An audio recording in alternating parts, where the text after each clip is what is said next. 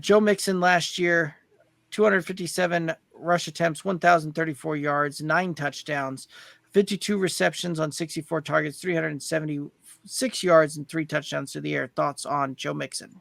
I'm not convinced that Joe Mixon's touchdowns won't regress, right? He had 12. I wouldn't be surprised if he falls back into that 8 or 9 overall territory. But I think the rest of the numbers kind of hold up true overall. Like I think we see him just over 1,000 yards.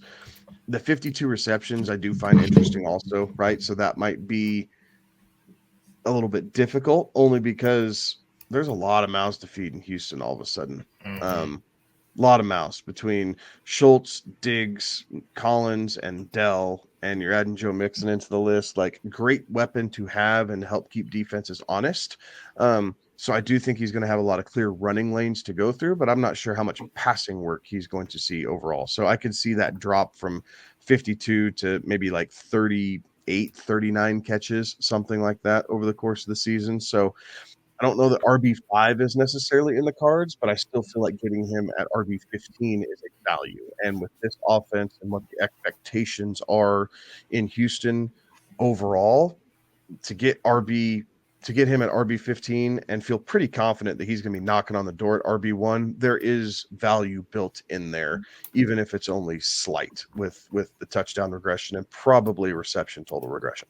There are a lot of expectations in Houston, and it's an intriguing team this year. While he will be the number one back, may not always be the featured back. It'll be interesting to see how they kind of use some of those backs there, and work them in. I think if he is the number one back, then yes, there's a path to RB1 territory. But I could also see a place where they kind of spread the wealth out a little bit, and I think that would hamper him because, like Kevin said, there are a ton of mouths to feed, and still on this roster is Dameon Pierce, Dare Ogunbowale, and it's probably the only two that you're going to really care about. But those are two other running backs that could eat into some of Joe Mixon's work. So.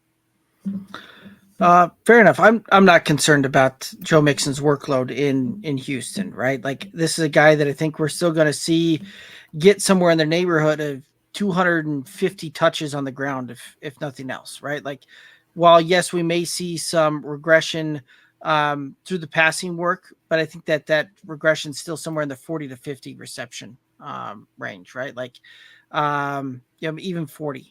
Right, like 40 to 50 kind of in there. So I think that we're going to see some of that play out there. We'll probably see some regression in touchdowns, but I think we're probably going to go from like 12 to 10 when it's all said and done. I'm not concerned about any of these backs behind him really challenging him for touches and for snap share and any of those kind of metrics there. Joe Mixon is one of the few running backs that actually get stronger as the game goes, right? Like, as the defense kind of breaks down, you see him start excelling even more and more.